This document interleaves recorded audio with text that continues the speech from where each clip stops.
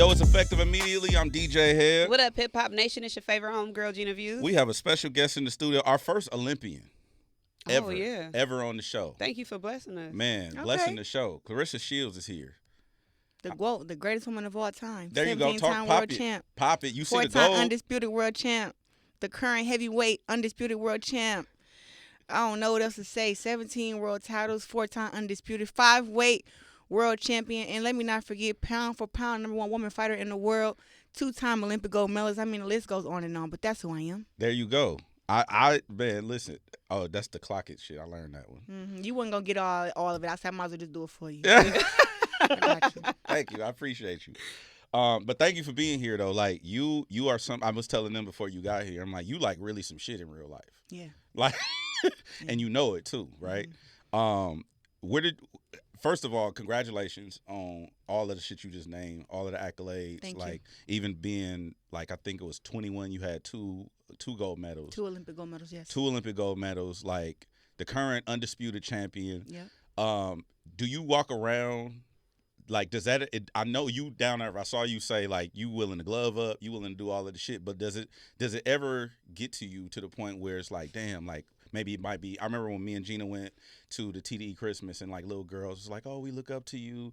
Does it ever get to you in that way where you might have little girls looking up to you, or does it ever go to your head, like who you are, like you that nigga right now?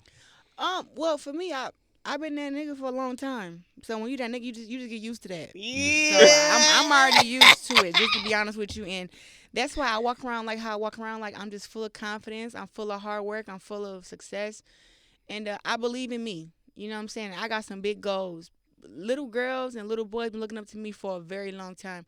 I think the first time I heard a little boy tell his dad that I was his favorite fighter was probably about 3 years ago. Wow. And I was touched. Because I get it from little girls all the time. All the girls that box. They're like, who your favorite fighter? Like, oh, Claressa Shields. But when I heard a little boy say it, I was like, man, like times is changing. Facts. You know, and I'm really proud of that, you know, and me being able to be just an example for Flint, Michigan means a lot to me. And you just know what you know. You know, God say, you know, I am who I am, and that's just what it is. I feel that. Well, congratulations on that. Sorry, go ahead. I didn't want to interrupt you. No, I'm just like mesmerized on these belts. That's why I be bringing them, man. Can I touch that one? This one? The big, yeah, that one. Yeah, you got to be careful too. I want it to hurt her. Oh. Oh. Yeah. What's she said you could touch it, not put it on. So that's the Ring magazine belt. Basically, when you get that belt, that's the belt that you get when you won every belt in the division. Yeah. So I have 3 of those because I won every belt. I'm supposed to have 5 of them, but I won every belt in 5 different divisions so far. How much does this weigh? Too damn much. That's why it's a suitcase that got a wheel in here. Yeah. Here you go.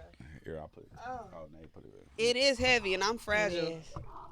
Congratulations. Thank you. Can we go back to your early years? Mm-hmm. I'm very interested to know, what type of student were you growing up? I was a quiet student.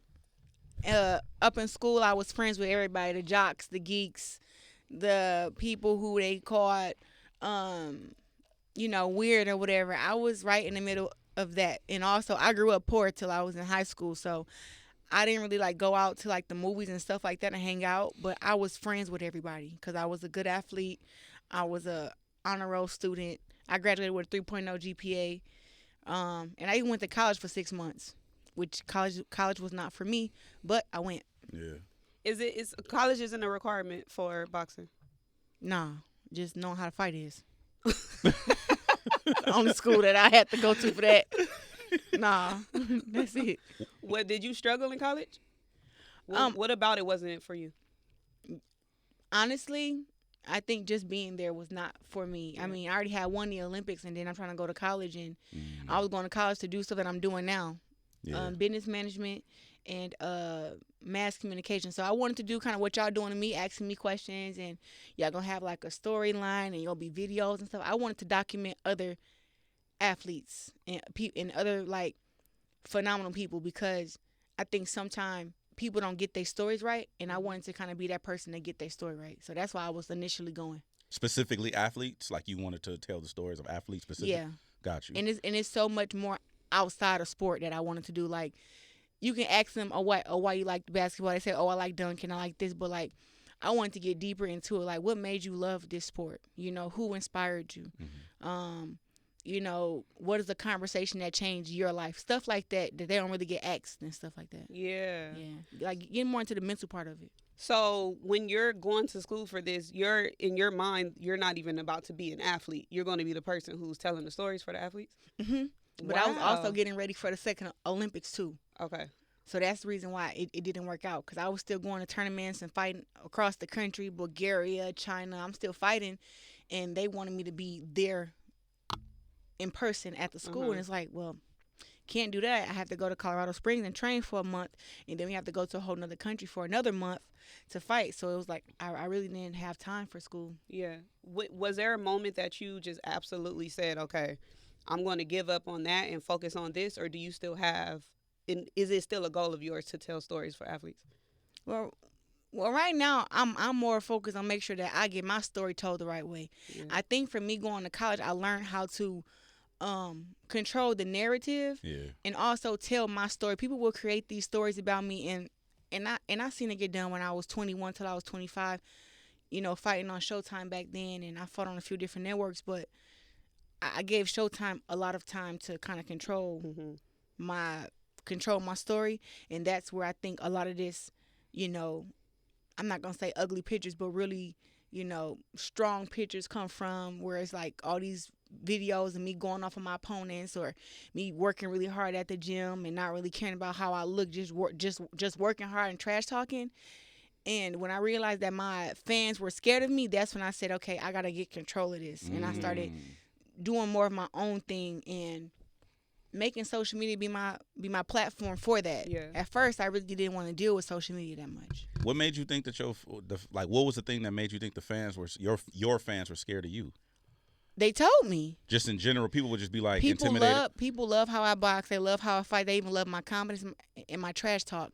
But it's intimidating. So when I was going to all these big fights, you know, watching Canelo, watching Deontay Wilder and Errol Spence, it would be little girls and they'd be like, I love how she fights, but I'm scared to ask her for a picture. Wow. And I was like, you scared to ask me for a picture? I'm like, girl, I ain't gonna do nothing.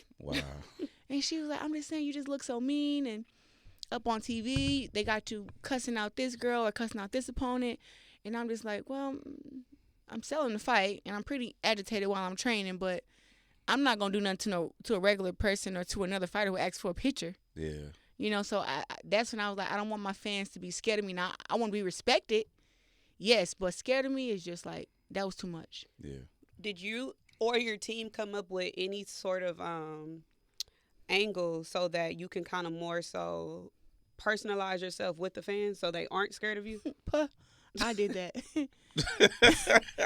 You trial and error? Team ain't do nothing. I mean, we got pictures right here. I had on this one wig and this pink dress. I said, why did I wear that, man? But I was learning which look is me, which will make me feel more comfortable, you know. And I just remember trying like so many different hairstyles and trying on a few different dresses, a few different bodysuits, some clothes, and then it finally got to the point where I'm like, listen, if I look in the mirror and I like it, I'm going to wear it. If I don't feel comfortable wearing it, I'm not going to do it. So I can't keep up with the girls right now who's wearing like the stuff with their booty out and got the pants unbuttoned and unzipped with the panties showing. I can't get into that, but it's more like I can still dress. I can't either, though. Yeah, but it's like everybody is doing it. It's like, listen, I believe that I can still be sexy without doing that, and I can still show my softer side. But that was all me. And honestly, the past 3-4 years, I've been killing them. I think I had beef with Alicia Baumgartner probably about 2 or 3 years ago, and I already had started changing my image up a little bit. Mm-hmm. And then I think we was beefing, and she said something like, some, you just mad because I'm cute and you're ugly. And I was like, I'm ugly? I said, let me show y'all something. See, I don't like to get off. Y'all let me, if you let me stay in the ring, y'all ain't got to be threatened. Now I got to go kill it with the makeup, kill it with the hair, kill it with the clothes, show off the body. Now they mad. Oh, she thinks she can do everything. Yes, I'm the total package. But I didn't really care to be the total package until this moment happened. I said, to me, she don't even look better than me. So what we talking about? Let's get into it. So I start putting it on, and I ain't stopped putting it on since. I'm like, because I really don't like to be played with like that because I'm not no ugly girl. Now I'm strong. I whoop some ass. Yeah. But I ain't never been ugly. And I said, you know what? Let me just go ahead and let me just show them. And then I grew into, now that I found a look that I like, not them, but me. And I'm like, okay, this right here is my look. And I look good with this hair, that hair, these clothes. Now I know how to work it. But as far as me being personable, you just are who you are. Like, I'm naturally funny. I'm a natural cool person. You know, yeah, I can be a savage when it's time, but I think if people don't mess with me, I don't mess with them. You know what you are? Like that. To hear you say that, you a real competitor. Like, not a fake. Like, you're not a competitor in the ring. You a life competitor. A competitor in life. You know what I'm gotta saying? win both. Like, you want to compete, nigga, bitch. I'll go get the better wig than you. Like, I'll go. Like, you know what I'm saying? Hey, you real mad, okay? How do you balance being an athlete and being a girl? Because like I struggle coming here putting makeup on and doing my hair and stuff like that. But it's like you active, you in a ring, you fighting, and you still cute. You still like you just came. We were just talking about the heels. Like I got my shoes off right now, and you still have to show up. You got your nails done, you got your hair done. But how do you balance that as an athlete, being an athlete and being a girl? Well, for the interviews and stuff, it's really simple to put it on. You know what I'm saying? But after I leave here, I have to go wash this makeup off, and I got to go train. I got my training stuff in the suitcase out there. You know, so that's kind of how I balance it. Like, when it's time to put it all together, then I can do that. But I don't let it consume me. Yeah. I don't let it consume me because, one, I think I look better without makeup. I just wear it because it's the profession that I'm in. You know what I'm saying? I think makeup enhances certain looks or whatever, you know, but other than that, I don't really care for it that much. I just do it just because. I seen you sparring with like a full beat. And I was wondering, I'm like, if she starts sweating, because sometimes I forget I got makeup on when it's hot. You know, you wipe your face and you forget you can mess your whole makeup up. I have done that plenty of times, but once I'm done doing what I'm doing and it's time to work out, I don't think about no makeup or no lashes or anything. I'll take the lashes off if they start hanging down while I'm working out. I take them off. Sometimes I'll be having a makeup wipe so I can just wipe it off. But I think what you saw was me showing. It's a video that I posted recently. It was me showing this is how I come to the gym. I got my nice heels on. I got my hair done. I got my jewelry and all this stuff on, and then I transform into my workout clothes. And basically, I was showing that I actually hit the pads with my heels on, and I hit the pads with my heels off.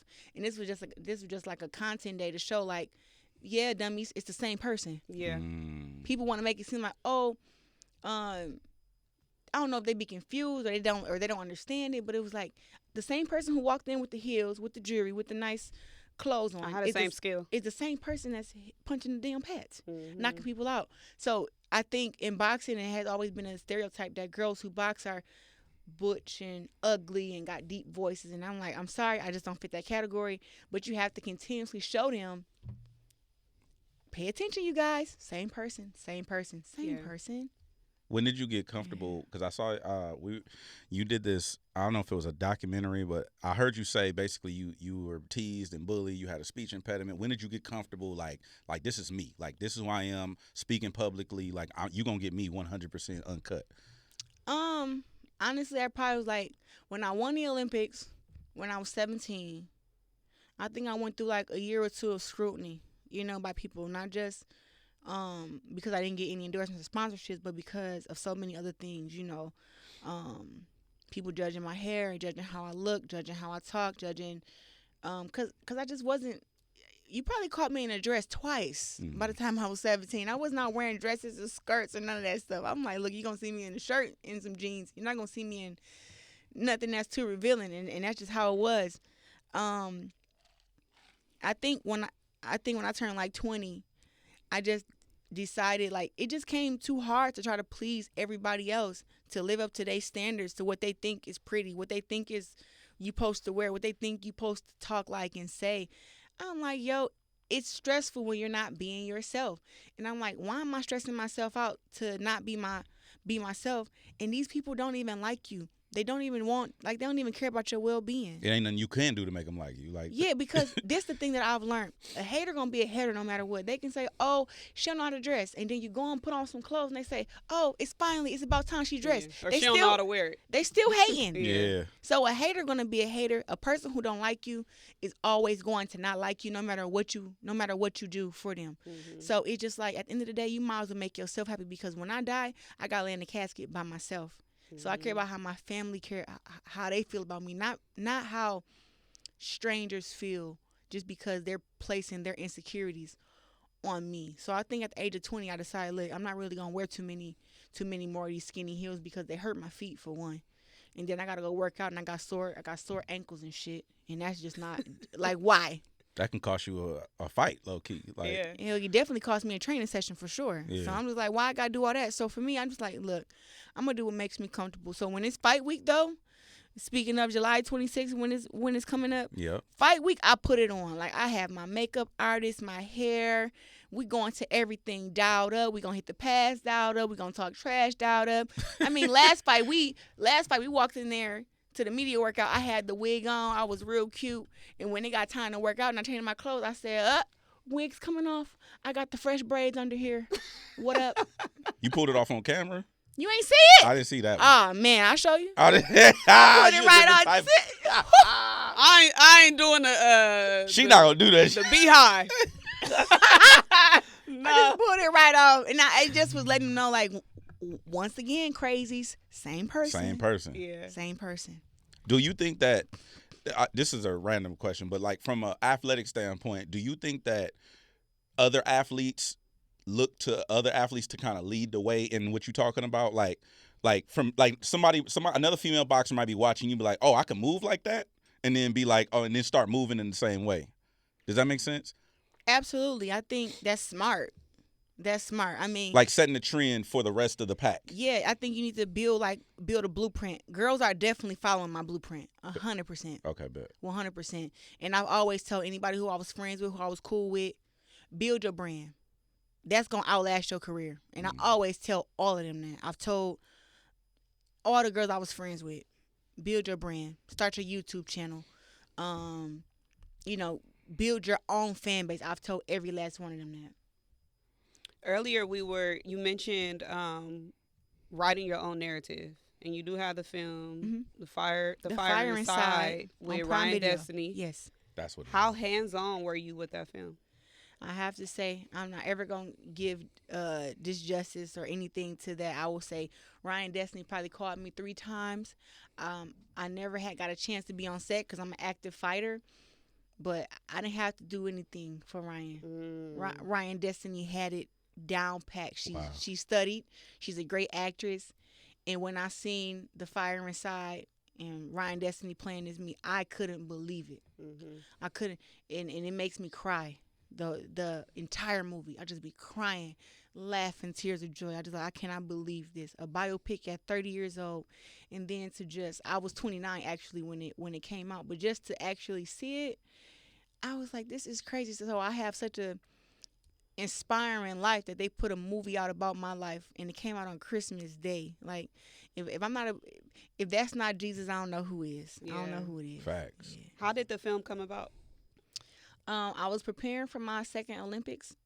They reached out probably a few months before that, and they said, hey, we want to do a movie about your life. Because I have the documentary T-Rex. I don't know if you watched that. And that was on Netflix where I got followed around for like literally 3 years of my life. Mm-hmm. And so that's just raw and uncut. Yeah. Like, you see how I was back then. So they said that they wanted to kind of redo that, but make it a movie and with Hollywood and stuff like that. And I remember they sent off their offer, and I sent it back and said, yeah, not enough money. I'm going to win another Olympic gold medal. So yesterday's price is not today's price. You told them beforehand. Yeah. She told him go get cracking and come back. Right, and right. I said, this is nice and everything, but once I win another Olympic gold medal, we're going to have another conversation. Yeah. So I said, we might as well have it now. So you guys might as well double and triple the price, and then we can talk. And then I send it back to them, and then they send it back and said this, and they said a couple different things. And I said, well, all right. And then we got to negotiating, and then they finally understood once I won the world championships right before the Olympics, and I was like, yeah, I just beat everybody who's the best in the world at 165. So the Olympics is 3 months away. So I told y'all. come with the money. How did they get the storytelling part down pat? Did they have to speak to any of your family members or anything, or any of your friends?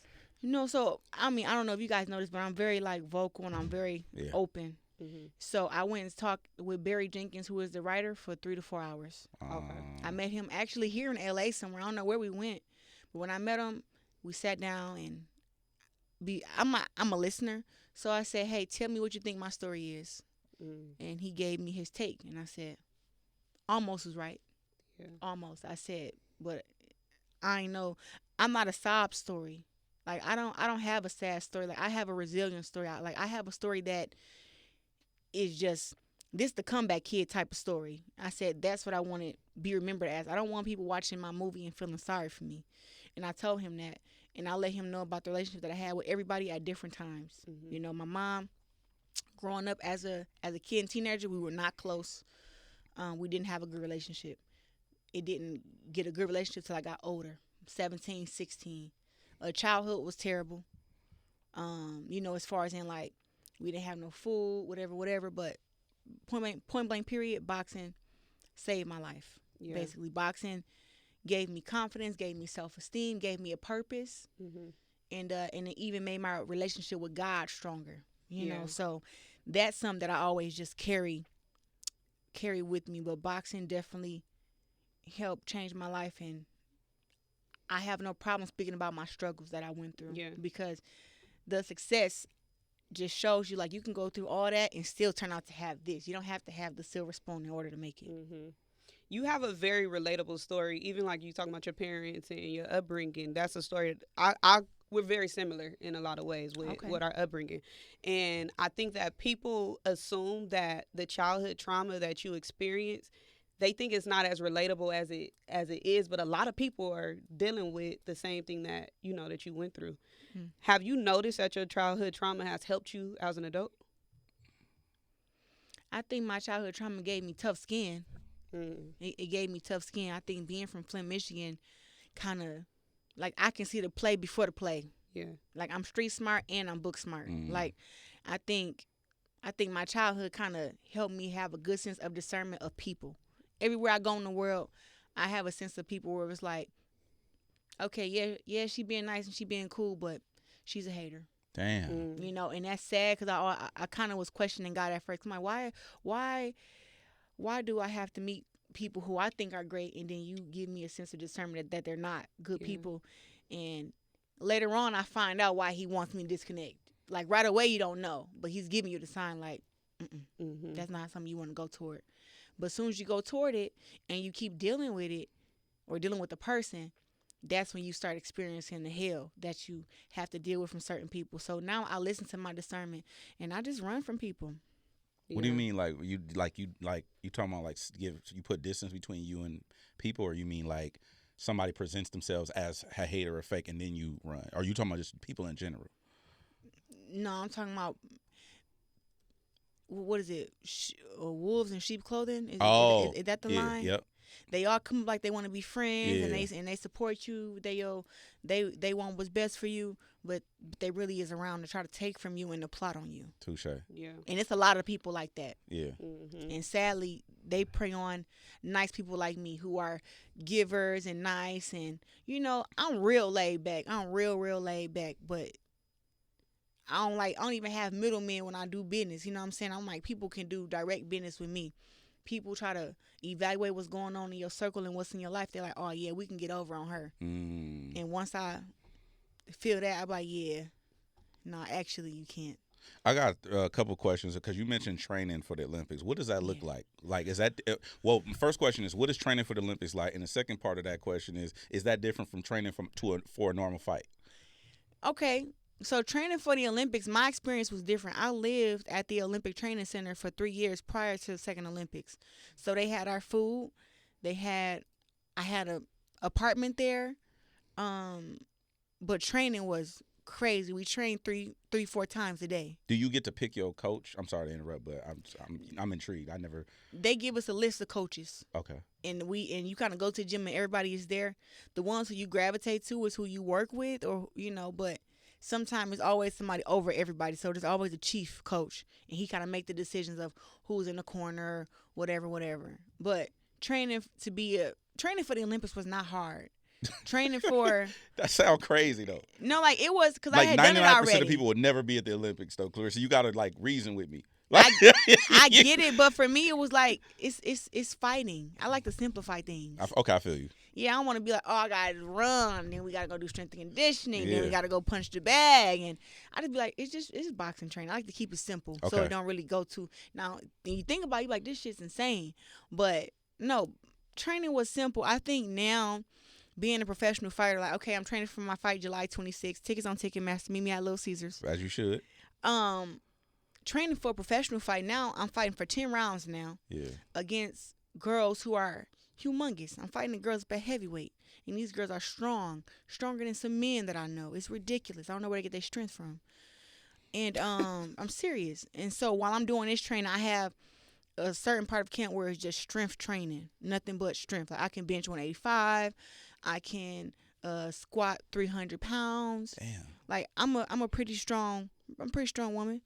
And then doing that, you build up the strength, and then you have to slim it down so you can keep your speed. So now you got to do like the 4 and 5 miles running, the jumping the rope 25 minutes, 30 minutes, drinking a gallon of water a day, eating healthy, like no fried foods. For me, I'm a portion person, so I have to eat 5 ounces of rice, 6 ounces of meat, 6 ounces of vegetables, and then have to drink a gallon of water a day with that. And that's a day? So I have about 3 or 4 of those meals a day. Nope. Damn. 3 little meals like that, and then I drink my gallon of water a day. What's your guilty pleasure? While I'm in camp, or just period? To eat. Oh, I love soul food. So you do big mac and cheese, yams, cornbread? I freaking love fried chicken. Why you look disappointed? Because I can't have it. Hey, you just went somewhere else just now. Like, what's your go-to hot sauce? Well, come on now. I'm a red hot girl. And Louisiana is good, but red hot just does it for me. You wish you could tear some chicken up right now with some and some red turkey hot chops right now, fried. Right now I'm staying away from fried food, but no fried food before. Oh, yeah. Speaking of which, Floyd Mayweather said that he goes celibate before fights. Is that you cut fried food? You cut what's your thing? You just all fried food? Is that it? And that's all fried food, and he said celibate. So I mean, I go without sex too for 4 to 6 weeks. No masturbate either? No, I don't do nothing. Well, that's the thing. I just don't. It's not okay for me to like. What's that word that people use? Orgasm, whatever. Coming. I don't do that. Oh, that's for us. Semen retention. Is that the one you talking about? Are we talking about 3 different things? You just said celibacy. Well, yeah, but you saying you don't. She was asking about masturbation, and you saying you can Same do stuff. it, but not. No, you can do it, but not finish. Basically, is what I'm asking. I'm not gonna do anything. Oh, okay. Because the way you said it was like you do it, but don't finish. Nah, I wouldn't even play. I wouldn't teach. Yeah, that's why I was like, that's kind of crazy. I don't do it in general, or just while you about training. to fight. Just while I'm training. Just okay. You said now, 6 weeks. I'm not gonna talk about what I do outside of training. Is that a standard? Is that a real? Let's get to that. What? I missed it. That's some girl shit. Catch it. What they be like? Catch it. It went over his head. It went over his good. I just wanted to know, is that a standard boxing thing? Because it seemed like I know 3 other boxers that mentioned that they do the same thing. So I didn't know if that was. Listen, some fighters do, some fighters don't. Whatever float they boat. But I know for me, I've been doing that since I was 17 years old. Word. I've heard basketball players say they do the same thing. Yeah, it makes you be real aggressive. Just being honest, it makes you be like you want to hurt something, and you got it. And I think it keeps you stronger, keep you focused. And I don't know, I just don't want to be inside the ring and I got another girl trying to damn near kill me, and I'm all relaxed and stuff. It's like no, I got to be ready to go. I feel you. How do you handle that with dating? Do you have to stay completely away from the person you dating, or you have enough? What is the word? Restraint that you able to keep yourself together. No, I still stay with my man. We still be together. Now I can say I'm a lot to deal with when I'm in camp. So he might want to get away from me. He might want to go do something Hey, go to the fuck. studio or something. Yeah, pal. yeah. Nigga, I'm on the like, Call of Duty. Fuck what she talking about. I'm not disciplined enough. 6 weeks and I gotta see the nigga. Oh hell! Hey, It's I'm not that outta bad here. though. It's like after the first week, you be like, okay, I can do this. Yeah. Nah. No, I can't look at him though. What? I can't look She at him. she need discipline, just a little bit more Yeah, discipline. I went 6 months abstinent, That's good. but it's good. But I didn't do it just because like, oh, it was a nigga around me, and I'm just being so strict that he No, not you just touching wanted me. to like elevate, right? I was just tired of fucking fuck boys. But That's oh, not you- the same thing as being What? abstinent on purpose. well, I just feel like didn't know these people didn't deserve my cum. Okay, all right. That's a crazy statement. So you can't see me because if I get around you, I might lose it. I don't know. Listen.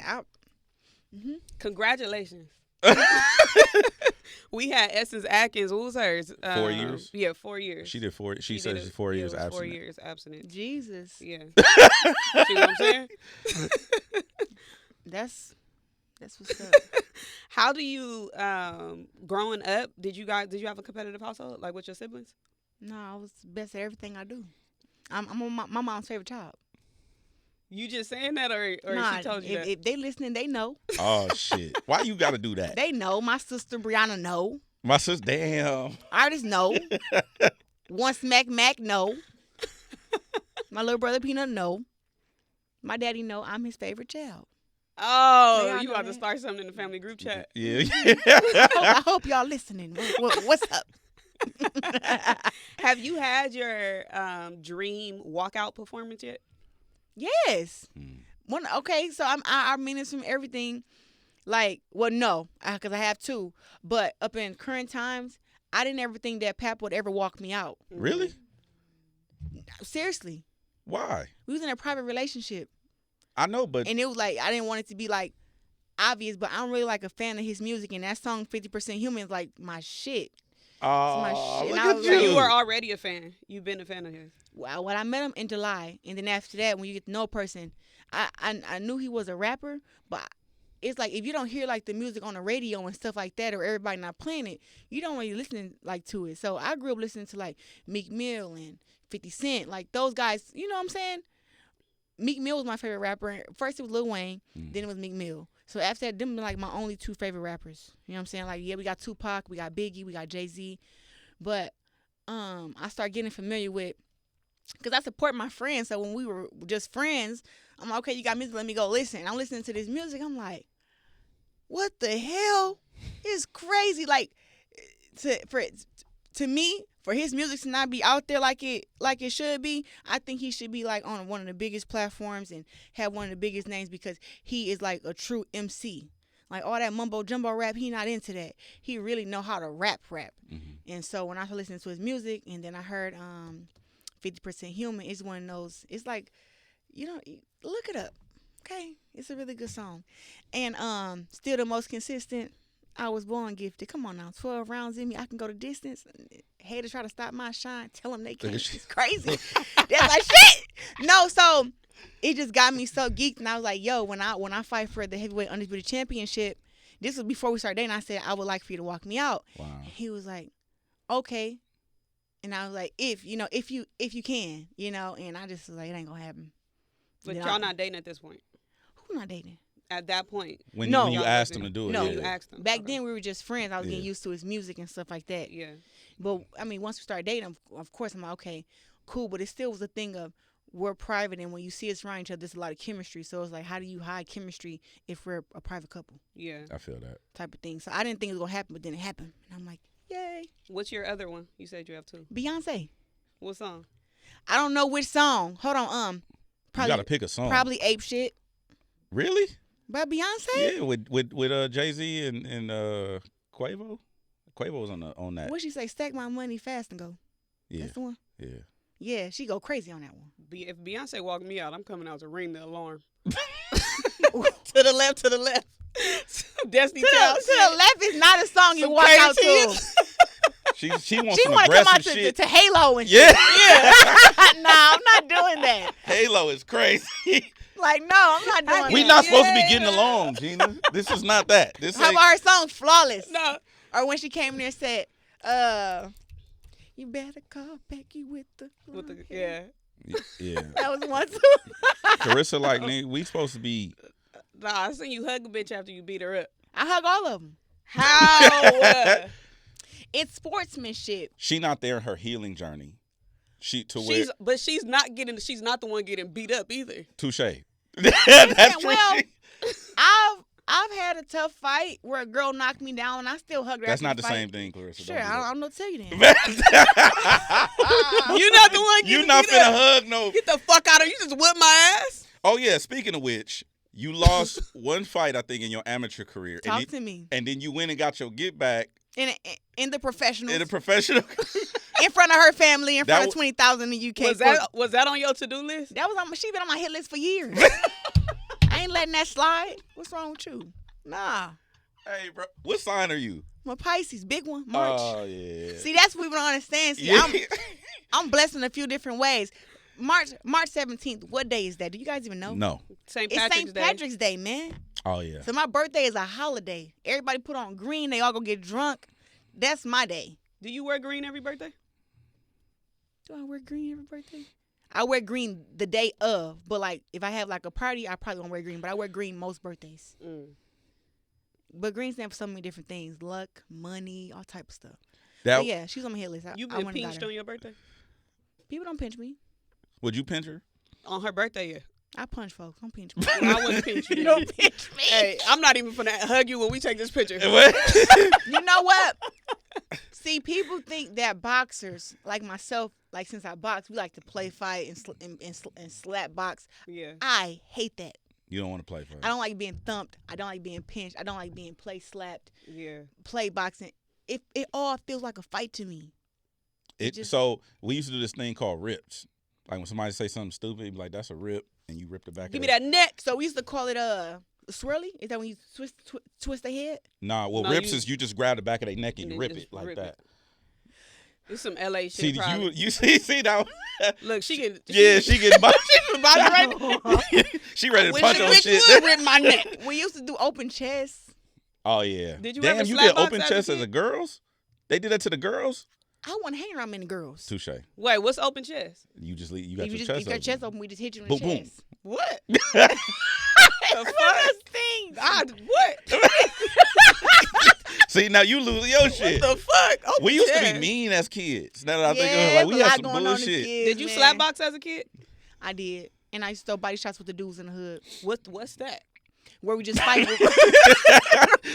Where we just fight. We only throw body shots. And whoever quit first, that's who lose. What's that? Like chest bumping? What's No. No, body shot? shots is Body shots where you throw them. You go all body. In the body? yeah. Yeah, and whoever Oh. quit first, who lose. Yeah. I'm undefeated. I bet. I only did it against the dudes too. It was one dude named Chucky. I'm like, man, he gonna be hard to beat. He had abs and everything. Then we got the going, but I knew to hit him right there in the sternum. We went for about a minute. Then all of a sudden, he went down. How do people you grew up with treat you now? Honestly, everybody who I grew up with loved the heck out of me. Mm-hmm. Like they all be so Or like else. kind of. No, like they actually be kind of surprised. Crazy. Stupid. No, everybody be surprised how I went from being like I was like a tomboy and I used to only wear big shirts and jeans and I never used to have my hair done like Afro me, whatever that was my thing. I'm extremely tender headed, so getting my hair done is always just like, it's about to be another stressful couple of hours. But growing up, I didn't want my hair done, but they always kind of like laugh at when they see me now, because they be like, yo, we never thought this was supposed to be you. Like they always tell me like, bro, we thought you was gonna be gay, bro. We thought you was gonna have you a girlfriend. They thought you was a stud. Yeah, they thought that. They always say that. Have you had another public relationship before this one? Mhm. Yeah. Okay. I have a couple urban legend or boxing myths or that I want to dispel real quick. Are your hands registered as weapons? Is that true? So I just want to get this straight for all people that's listening, man. Please. Oh my God. when you sign to be a professional fighter, you have a boxing license. Your hands are registered weapons. Wow. Now, in the amateurs, right, you still have to sign a thing so you can get a pass book, and it shows that you're an amateur boxer. That don't really matter until you get to the big levels, like when you win the silver gloves, golden gloves, start fighting outside the country. Now, also, your hands are registered weapons. You can't go around just punching on people. Facts. So now that I'm a professional fighter, yes, my hands are legal weapons. I can go to jail for having to kick your ass. Wow. Yes, but I can defend myself now. Don't get it messed up. But I just can't beat the mess out of you. My baby sister sent me a video the other day. She out there beating the dog crap out of some girl, and I said, Lord knows. Allegedly. Yeah, sure. God Okay. damn, Claressa. But you know what? It was like if I was to do that, I'd be in jail. Yes. So yeah. she can do that. Me, I cannot. So I like to refrain, So all these girls, they be talking stuff online. I be letting them know, baby, please keep it online. Don't ever try me in person. I would hate to have to hurt you and your family feelings. So you're not going on Baddies? If they would have signed on papers, I'm going. What's the papers? They would have signed on. Like a release of liability? Yeah, would have signed like where I can protect myself. Like, hey. So how does that work? Each cast member has to sign a paper, or if they want me on there. So each cast member, or everybody on set, or just the people on the show? Like I'm asking. The girls who are on the set. They have to sign a paper saying. The other cast members. The other cast, members. Okay. If anything was to happen. But that's only to protect Yourself. me. Yeah. And also too, they should know if we gotta sign something to that. If this girl fight us, that we can't sue her and she ain't paying positive bills, that must mean that it's gonna happen. I would think though that they already signing some sort of paperwork like that just for that show. No? What? Did you just see Summer fight against Ivory the other day?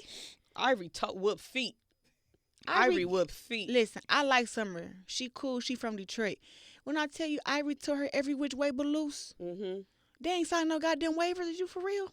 Because I would think that they would have to at least sign something so that Zeus is not. They probably release liability from Zeus, but not each other. But not each other. Right. Listen, all type of stuff that happened on their teeth then got knocked out. All type of stuff. Yeah. They ain't signed no goddamn waiver. They can beat each other while they want to. Has anybody said that they would sign a paper for you to come on? No, ain't nobody said nothing. Look, and I only talk to the bosses. Facts. I heard that. I don't talk to the boss. So I talked to Natalie, and Natalie went and talked to the owner at Zeus, and she came back and said, I can't do it. And I said, all right. I'm out. Wow. But I would just do it just for the TV purposes, not because I want to be like known as a baddie. Yeah. It'd be like I just want to do it. I think it'd be funny. Me You think it'd be funny? So you are open to it. If yeah. they sign If they was to sign and stuff, I will go in there and do an appearance, a cameo, stay a week or two, whatever. You don't have to fight.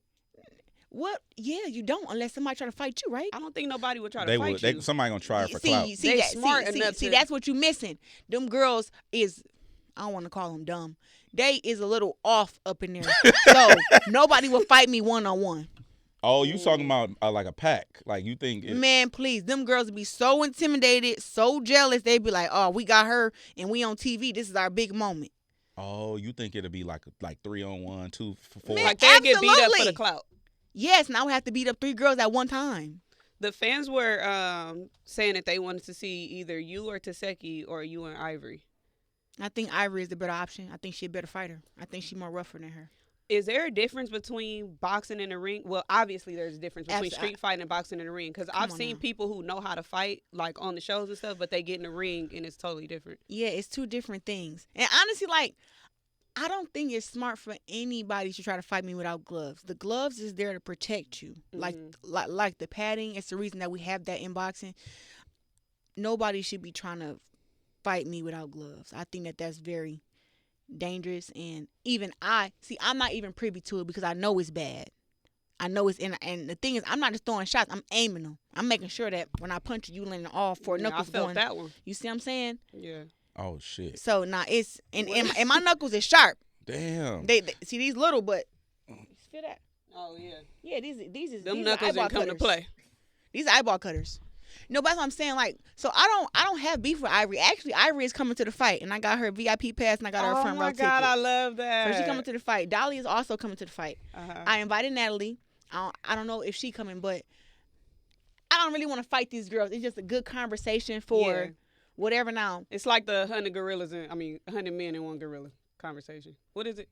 100 million versus. It's just conversation. And people talking about some Claressa Shields versus 100 baddies.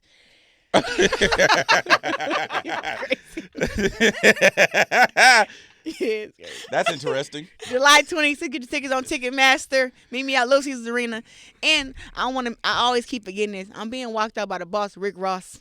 Oh, congratulations. What song? You know the song yet? Man, I don't know what I'm doing. I'm a boss. I don't know what I'm doing. Every day I'm hustling. I don't know. I don't know what song yet. You get to pick the song, obviously. Yeah, and sometimes I'm like I mix them up and do a few different melody ones. or yeah. So, but you gotta it's come crazy. out to. I got $100 I can spend them on her. Here I am. She can be my lady, that's she too can happy. Be my lover. She's gonna Right. beat a bitch up. Yeah, but Yes, she's not but happy. that's not it. It's supposed to be like a song about, and then he got that song. All I do is win, win, win, no matter what. Yeah. But that's ain't that DJ Khaled with him? That's on there? Khaled's song, but that'll be after. He has a verse on it. Yeah. I feel like somebody came out to that though before. I don't know. Some take a picture of Merry Christmas. That one, right? That's his verse. Yeah. You would probably do that after.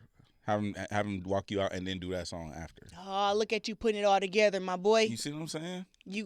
Okay, so when you see it happen, you said it first. There you go. Okay. I'm good with that. I'm good with Okay. that. I can't pay you nothing though for your idea. I mean, you could in theory.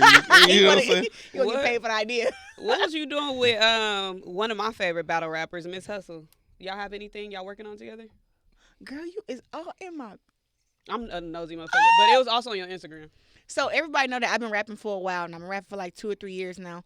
I feel like I'm getting better and better. I had a freestyle that went viral last year. Mm-hmm. It went millions and millions of views. Me and Miss Hustle just did a picture because she is the Woman of the Year 2 times, and of course I'm 4-time undisputed champion, Greatest woman of all time. greatest woman of all time. So we just linked up and we got us a picture. She is a mutual friend, and we really cool. And of course, I would love to do some music with her, but she's a way better rapper than me. I mean, let's be real. We talking about Miss Hustle. Did y'all see her when she battled Hitman? Did we? Gina, I don't think you understand who you're talking. She So you watched- into it? no, Yeah. she watched every battle known to man. That's why when I saw her, I'm like, well, I thought that Yeah. y'all might have been working on like some content or something. Y'all both got y'all the belts and stuff. So I That thought was- it might have been something y'all That was a working part of the content. on. Okay. That was a part of it, but it's more. It's a music video. Girl, I can't tell you. Look, you all in my business. Tell me something. You got a mixtape? Girl. Give me some. So I've been wanting to drop an EP for the past few months. I just, I'm a perfectionist. I feel like it's not ready, but I got hits though. You got Yeah. hits? I got hits. Like I got some good music, man. I'm telling you, like I got some good music. I got some good music. You got features on there other than Other than who? Miss Hustle? See, I never said I was. See, you don't What even you know. do though? What you? I'm a pap. No, I was talking about Oh, what I you thought said. you was- I'm like, Oh, with Pap? what you Nah. doing that for? He Is gonna he on it? He gonna be on the records. I'm talking about. I would be all in his notepad. I know I'm he got. I know I'm he got all some in shit Pap in here. notepad. He definitely is a perfectionist with the pen. I'm not gonna lie. I just like to do my own stuff, but I definitely like, hey, look at this. And what would you change about it? Mhm. You know what I'm saying? Because You better. That's a resource. What? Come on now. I show him boxing stuff. He better show me how to rap. What the fuck? Have he given you feedback that you didn't necessarily like? Me? Yeah. On the music. Or else. Oh. Well, I'm when fucking- I rap, I'm like aggressive. I'm rapping. He like, you gotta relax. That was the advice he gave me. I'm like, yo, I'm trying to get it out. And he like, just relax. And I'm like, so not doing. I feel like I'm just talking, man. It don't even sound right. He like, that wasn't good. I'm like, no, it's not. I need to, rap like how I rap. And he like, nah, man, just just relax. And I'm like, hold on, let me think of one of my bars I got. Uh-oh. Hold on, I don't got the freestyle because she got the moving already. Let me think of what. What's some shit that you was like, yeah, there's some shit. And then he was like, nah.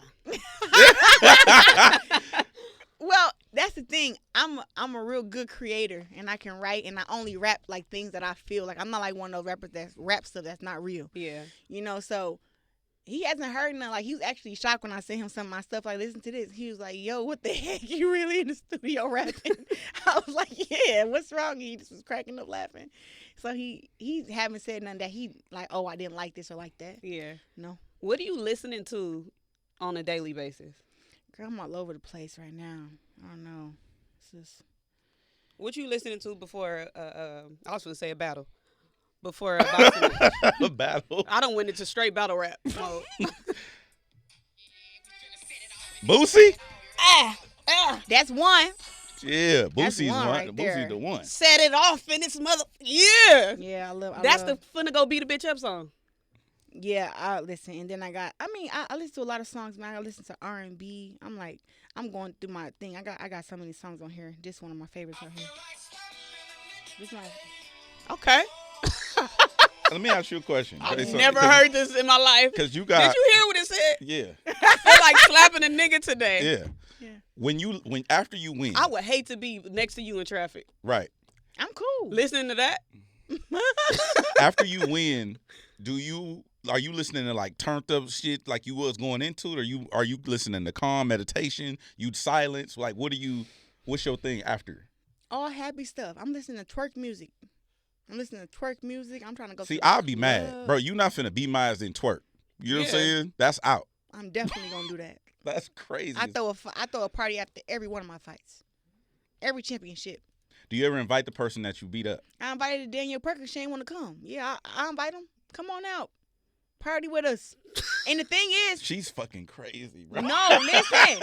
Up in Flint, Danielle Perkins had fans, bro. Like they was what's like, wrong with you? I'm telling you, listen, Danielle Perkins people was infatuated with her because maybe I'm just too obsessed with like blackness, but like even though she was a really big, strong looking woman, I look at things like, bro, she had real good skin. Mm-hmm. She dressed and had her stuff together. Like she was like a pretty stud or like I don't know what, but she had people that was like kind of like, oh yeah, after the fight, tell her I said come see me. Bro. They were really like fans of Danielle Perkins, and I really haven't had that happen to me in a fight that's happened in Michigan. Like it's always been like us versus them. We like we hate them, we boo them, and it was like they actually had love for Danielle. So it was different. But I definitely invited her out to come.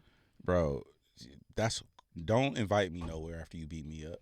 That's crazy. You can always not accept and not go. Yeah, but you invited me is egregious. You know what I'm saying? That's crazy. Like don't be like, yeah, send her the address. Like you gonna send me the address? Like I'm like, that's crazy. All right. I have one more question about Flint. I saw you talk about General Motors. Once they end up leaving, once everything went bad with the automotive industry. My granddad used to work for GM. He retired from General Motors. But there's this campaign that Trump is running where he gonna bring the auto industry back, and like people in Michigan are like believe in him. And do you believe that we're gonna go back to what we were as an industrial? We're gonna make Michigan the hub for all automotive building and shit. Like, do you believe that type of stuff, or it's like or it's all bullshit to you? I'm not a politician, so I can't even speak on it. I don't know what his plans are. No, not his plans. I'm just saying that he's the one that brought that back. But I'm saying now that the plants are closed and stuff like that, and people are like out of jobs and whatnot, there's this thing where we're going to bring manufacturing back to America. Do you think that that's something that is Michigan being one of them places that it was? From my knowledge, when I was growing up, people were dropping out of high school to go work at General Motors because you can make so much money. You can make that much money without having a degree. Mm-hmm. So guys were in the 10th and 9th grade dropping out just to go work at General Motors. I think it was a good and a bad thing because now you're getting all this money, but people still lack money management. They know how to save it, and spend it. Spend it, save it, invest in businesses. I think that now as a community in Michigan, I think a lot of my peers are learning how to save money, what to use money for, how to create more money. So I think it could be a plus. But I also think that it depends, and I hope that it doesn't affect the school system like it did before, because now once General Motors left, you got all these guys who are great with their hands and they can put together all this stuff, but now it's nothing to put together, and these guys don't even have an education. No education, yeah. So now you actually create more of a population of poor people now. So we need to invest in the school systems too. Invest in the school systems, invest in the General Motors, and just invest in I think the school system teaches stuff that we don't need. I haven't had to use A squared, B squared, or C squared in a while. I don't think I never used it. Never. Yeah. But it's like I would have rather been taught about taxes. Facts. You know what I'm saying? Taught how to actually comprehend what you're reading. Literature. There's a lot of guys who don't know how to read. Need to go learn how to read. And I think just money management, like how do you save? How do you even start to save? Because you look at how much money you spend and you say, okay, now you want to save. Like, how do you even go and save? And it's like, yeah, you have to go into your account and see what you spend money on. Yeah. And then we see what you spend money on, pick and decide what you're going to sacrifice so you can save money. And I don't think that we're taught that. So even with athletes and people that make a lot of money, you make all this money because it's just coming in. And then when it stops, the money just go real fast because you just used to just spending and you're not paying no attention. So I think that should be taught in schools, but, and not trigonometry and A squared plus B squared equals C squared. Did you have a crazy learning lesson where you were spending money and like something happened? And COVID. Yeah, COVID, man. What? I had 10 to 15 people staying with me at my house. Damn, for real? And the only thing that was working was DoorDash. So add it up. Ooh. I spent almost $75,000, $100,000 in a year, 6 months. And me, like, I watch my account like crazy. So I'm not watching my account because I'm taking care of everybody. I'm still training. I'm trying to talk to people to get me a fight. I'm all doing all type of stuff. And then one day I go check my account and I said, who stole my money? And I go and look. It's nothing but DoorDash and gas cards and food. DoorDash is just food. You ordering, and then DoorDash trick you because you pay for the stuff of what it costs, and they still taxing everything, and then they charge you a delivery fee. Yeah, on top of that. Yeah. So and then they want to ask for a damn tip. Yep. It's crazy. Yeah. It's crazy. Damn. They do sneak a lot of fees on delivery services. But that's what I'm saying. That was my eye opener. Like, I still had a lot of money in my account, but you know how you like your money up at a certain point. Yeah. And it was like, this is below my number. Right here. Now I got to go on my savings and put the money that I got in my other account back in this account so I can feel comfortable looking at it. Yeah. And now my other account looking like trash. Yeah. So I'm like always watching my money. Do people ask you for shit? All the time. What's the crazy? Yeah, that's what I was about to say. I don't think I said it on air, man. I don't think I should say it. I'm not gonna say who. Don't say who. I ain't gonna say who because I don't want no smoke and I love them. For $180K. Somebody asked you for $180,000? For what? Damn. See, I can't say it because everybody's gonna give it off. They're gonna know who it is. Okay. But yes, I've been asked for $180K. Well, okay. To support. I know what you said, but how did you say no? Like. So this is the thing. I had so much money in the bank at the time. I'm like, why not? You know what I'm saying?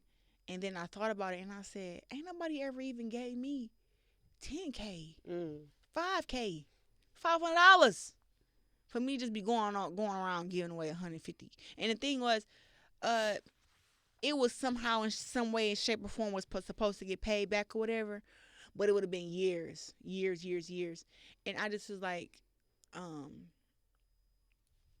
I just personally couldn't bring myself to do it, but I did come back and give a different number or something like that. I remember. I feel that. But that's still crazy. I'm always trying to, like, when I see somebody trying to win, I'm always like trying to help them if they're my friend. But some asks are just outrageous. That's a crazy ask though. Yeah, listen, I think anything over $1,000 is a big ask. Yeah. I think, when you go to the 10s, the 20s, the 50s, and all that, that's a big ask. And if I was to do that for people, it's like, listen, I'm doing this out of straight love, and hopefully you don't F me over, but the answer more than likely is no. Yeah, it's no. What are your thoughts on women who aren't naturally born as women participating in female sports? They should go fight against each other. That's a good fix. That's a good, yeah. I am not saying that they shouldn't be able to do sports because the way that I love boxing.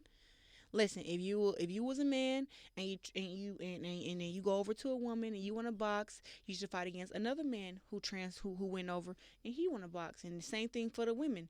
Women, if you want to fight, if you want to turn into a man, which you don't really see that, happening. Nah. But if a woman wants to transfer to a man, you fight against the men who Same y'all thing. y'all go ahead and fight against each other. I don't think that they should be coming into the sport where women fight when men and men fight. They should build their own little thing, their own little league where they fight each other. Did you see that? I mean, I did see. I forgot who it was, but I did see one athlete. Iman Khalif. No, not Olympics? not Iman. There was one athlete who wanted to fight a man, but she was a naturally born woman. I don't remember. Patricia. Oh, was that what it was? Well, her name is Patrick now. Patrick Manuel. Yes, I came up in the amateurs with her. Word. Yeah. So I know back when she was Patricia. Like if somebody opt in though, like say we both signed a paper, like you talking about the baddies, and I'm a man and Gina want to fight me so bad, like on record, and she signed the paper, like no matter what happened, this counts. Would that be okay? Like not an exhibition. I guess an exhibition don't count, but like a man will never fight against me in a boxing match. I don't think they want to though, Claressa. I don't think. Well, no, because it's really, and I'm being honest, it's a lose-lose situation because one, I can really fight, and then two, a man is still a man, right? So I go out there and I hit a man. He gonna want to hit me back. It happens in sparring all the time. Facts. But sparring, I tell the guys, hey, let it rip. You do? It's time to get ready. I'll show you some film and I'll show you after we get done. But in sparring, I'm getting ready for a world championship fight. I ain't got time to be fucking around. So you tell the dude, don't hold back, like just let's go. Hey, thank you for coming here. Respect me as a fighter. I'll respect you as a fighter. It's my job to keep my chin down, protect myself, have my defense, and be in really great shape and work. I'm a very, very smart fighter. Oh, you very, a different type. smart. You a different type of nigga. That's crazy. I'm telling you, this last guy I sparred. You deserve everything you got. I respect that though. You know what I'm saying? But I really have to get ready, and I feel like it's just not fair for me to come in there and I record my sparring, and you know some of these guys and girls, they post up little clips highlights of they sparring where they getting off on somebody. So it's not even fair for me to say, hey, yeah, come here, and I don't even know how to say it. Hey, come here and take it easy on me. I can't even say it. I can't say it. It's just not realistic. It's like, hey, thank you for coming here. I appreciate you. Thank you for helping me get ready because what I'm doing is very important to me. And a guy who don't want to hit me inside the ring, I'd be like, just go. Leave. I don't even know what you showed up for. Pissing me off. Has a sparring partner ever hit you and you was like, oh, that was a lot? Like, of course. But I've also hit them and they say, oh, shit. Why you did that? Has a sparring partner ever told you to take it easy on them? Nah, they ain't never said take it easy, but they definitely done had their coaches be like, hey, man. You better keep your hands up, man. Like, she coming.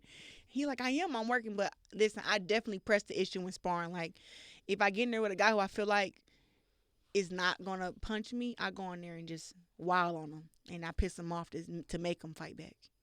Last thing I want to talk about is your psychological warfare. You talk about, like, getting in your opponent's head. Mm-hmm. You do research on. That's really diabolical, though, Claressa. Just want to say that. Like, Dennis Rodman used to use the same tactic in basketball. And when I saw you say that, I was like, that's very, like, almost maniacal in a way where you want to break the person down mentally before you even touch them physically. You got some big words, but I'm listening to you, though. Okay. This would be my problem every show. He said, he just talking what's big the word for he said? nothing. No, maniacal. Maniacal, I don't know. diabolical. How else do I say maniacal? I don't even know what it means. But go maniacal ahead. Is like. Now you want to explain what it means. Yeah. Just talk, man. Okay. We following filler you. words. I don't know how else Get to it say out, nigga. Why? Why get into their head? Like, have you noticed that that's a real thing that works in the ring, or is it literally just you popping your shit, or both? It's both. First of all, let's be real. You watch battle rap, right? Mm-hmm. It's all personal. Everybody has a game plan for somebody. They all go back home. They watch film. They study. They go and find dirt on you so they can put in the rhymes and rap about you, right? Mm-hmm. But how do you throw that off? You got to get there and you got to say something to them and lead up to where they quit thinking about all their rhymes and their raps and they just want to say mean stuff to you. They don't even want to rhyme no more. They just want to talk to you. They damn near want to fight you. Mm-hmm. When somebody is enraged and they're mad, they can't stick to the game plan. Mm-hmm. I don't want you to come in there with your game plan against me and then execute it. No. if your game plan was to come in there and box me and try to use your skills, whatever skills you think that you got better than mine, my goal is to make you abandon that game plan and make you do my game plan, in which my game plan is any of you bitches standing right here in front of me, I'm gonna clock you. It's best you use your defense and move around and try to survive. But if you come and trying to go to war with me, I'm gonna take you up out of here. But you have to know a fighter's game plan. So let's just rewind to when I lost in the amateurs, right? Savannah Marshall. We both turned pro. We both had 12 fights. Savannah was 12-0, 10 knockouts. I was 12-0, 2 knockouts. So she's a knockout artist. She all this, she all that. And her game plan was, of course, she want to knock me out, right? And I watched her fight, and I said, I don't think she thumping like that. I'm just looking at the film and stuff. I'm like, she ain't punching like that. What is it that she doing that's knocking these girls out? And I had to realize that, one, these girls are soft. They ain't got no chin. They ain't got no skills. But I'm saying, how does she go in there and stick to that same game plan? So as I'm watching, I'm seeing that nobody is pressing her. Nobody is punching her in her stomach. Nobody's getting at her grill. And leading up to the fight, she is bullying everybody with her verbal. Yeah. She's bullying everybody. She talking to him crazy. She's already coming off intimidating just because the way and she's she talking. big. She big. The girl like 6'1" or something. She's huge. Savannah Marshall's huge. So in the lead up, I already didn't like her. I've been calling her out for years. She's been ducking me, but she building her career off of saying, "Oh, I'm the only person to beat Claressa Shields in the amateurs." But you lost the Olympics, both of them. You got an Olympic tattoo, and you're an Olympic loser. Whatever. So I just still don't like her. Yeah, to this day. She don't like to her this right day. No, so in our lead up, I'm just like looking at all this. I said, man, I'm finna mess with her, man. I talked trash to her coach. I'm gonna make y'all be in the gym talking about what I said. Not training, talking about you. Yeah, but you know what, her coach and Savannah can't beat me in no fight. It's just not possible. She ain't beat me in the amateurs. They ride me, and she know I tell her that all the time. But in the lead up, her coach was saying, "Oh, we gonna knock Claressa out. Claressa isn't strong." And I remember hearing this, and I was like, "So he think his game?" So I pissed him off so bad that their game plan changed into, "We finna go out here and we finna go to war with her." I said, "Lord, that girl standing in front of me, man. Just stand in the ring and try to punch you out. She tried to like fight." Yeah. And I was like, how you gonna fight with me? I'm faster than you. I'm quicker than you. I got better skills. I got better defense. And then when I hit her to the body, post Savannah. But in a lead up, I said all type of stuff to her. I said you let the country down 2 times. Oh shit! Damn. You went to the Olympics twice and lost both times. And the first Olympics was in her home country in London, in the UK. So I said all type of stuff to her. You let your country down is crazy. She need to walk out to Meet the Grams. What's the line from that? Meet the Grams when Kendrick was talking to Drake kids and his parents. It got real personal. Oh, okay. It got real personal. That whole Kendrick and Drake beef is crazy, man. When it's all said and done, what do you want your legacy to be? Honestly, I just want to be remembered as being, one, let's put it on the top of the front. I want to be known as being real, being my authentic self, loving who I am and where I come from, and then just being the best. You know, I want to be known for like not turning down no smoke, fighting the best, beating the best, and really being a trailblazer to help take women's boxing to the next level. Mm-hmm. You know, I was the first woman to make $1 million. Now it's a few other girls who make $1 million. You know, $1 million or more. Now it's like I want to keep building that, and I want it to be easier for the girls coming up behind me, where they don't have to work as hard as that I've had to work to get to where I am. Like, it's been a lot of hard work. People be like, "Oh, it's just fighting." It's like, nah, it's way more than just fighting. You can't eat fried chicken. Fighting, dying, sacrifice, you know. And I think something that gets overlooked is because I don't have no kids yet, right? But it's like my sisters and my brothers and all them have kids, and my mom, my dad is still alive, so I don't get to spend a whole bunch of time with them because I'm so locked in on training. Mm-hmm. You know, so that's another sacrifice that I had to get used to, but it's not easy getting used to it. So I just want to be remembered as, listen, I got dealt the hand of cards that wasn't so good, but I turned them all into aces, to a nice little spread. Rose that grew from concrete. Yes, they are. Man, listen, I'm looking forward to this. Saturday, July 26th. Yeah, make sure y'all come to Detroit. We don't got that much. We don't got that type of money. At Little Caesars. Girl, stop. At Little Caesars Arena in Detroit, Fly Spirit. Michigan. Huh? Fly Spirit. I'd rather eat a Popeye's biscuit with Cottonmouth. Little Caesars Arena, Detroit, Michigan. Claressa Shields. Tickets on Ticketmaster. Get it with me. Go get them tickets right now for the Undisputed Heavyweight World Championship. Defending champion. Defending, yeah, and I'm Talk telling that. you, I'm gonna Lonnie say about congratulations early. Congratulations. You smart. Congratulations now. Huh? You smart, but You know still what wish I'm me saying? luck though. Yeah. wish You me got luck. it. Is that gonna be on Prize Picks? Yeah, it's gonna be on FanDuel and stuff. Okay, FanDuel. I don't got FanDuel. Yeah, I don't want to tell you what round of bet. I don't know if that's legal or not. No, don't do that. Yeah, I don't know. I can holler at one of them though, right? Listen, I mean, even they probably don't know. But if you watch the film, you be like, you can probably pick a good round. Yeah. I need to pay attention. How much of your recent social media back and forth is going to be included in your mixtape? None of it. No personal life on there. No, because for what? That really holds no weight in my life for real. Like, I'm just with a man. That's it. That's it. I don't know where all the static and all the stuff came for me at, but I'm just with a man who I love. That's it. And with a man who loved me too. Like, that's it. I don't know where everything else is coming from, but you know, where there's smoke, there's fire. And at the end of the day, everything that goes on up on social media will not make it to the history books. Right. Nothing will. I'm going to be in the history books. Yeah, that's They not gonna a part of your story. No, it's not even a part of my story. It's something that, you know, people are looking at. They're like, oh, this is happening, that's happening. They're making these fake narratives, all this bull crap. After I leave here, I'm going to the gym. Yeah. And when I go and make my music, I'm thinking about how I can make something that's going to give me like a Grammy or something, because I already got an SP. Okay. And I already got a biopic about my life. Now it's like, what else can you do? See like, what I'm saying? You competitive in life. You yeah, what else can I accomplish? I'm just trying to win. I want to take over this shit too. It's the EGOT. It's the SP, the Grammy, the Oscar. the Oscar, and the Tony. yeah, I want all of them. Emmys.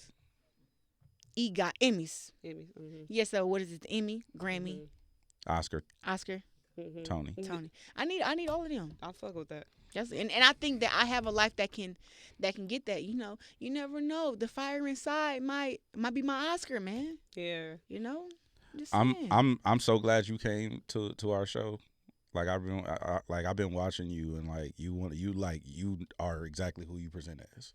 I get that all the time. I'm happy that what you see on social media and what you see on my YouTube channel, because I really get personal on my YouTube channel. Like, if you want, I sit there and eat and talk for hours on my YouTube channel. Subscribe, Claressa Shields. But other than that, like, you just kind of get what you see. Like, all the stuff people like, I'm mean, I'm arrogant, I'm not humble. That's just all bullshit. Like, they just put out their ass and be like, oh, this is what we found. I don't know, but they don't know me. They just put that kind on black women. Huh? That's a narrative that they put on black women. And it's, you know what? And it's a thing that to me, other black women ride along with it. It's like, I thought you were supposed to be sticking together. What happened to that? Now it's like, I don't know. Drama is what people like, but I've learned something in the last month. Some of these folks only own. They about to be mad. I don't care. They only own a social media account. And if they had to pay for comments, they wouldn't even be able to afford it. Damn. All right. Well, thank you for coming. Yeah, she dropping bars, huh? Yeah. She dropping bars already. Mixtape on the way. Mixtape on the way. Go get those diss track month. Go get those tickets right now. Track month. July 26th at Little Caesars Arena, Detroit, Michigan. Claressa Shields, thank you for coming. It's effective immediately.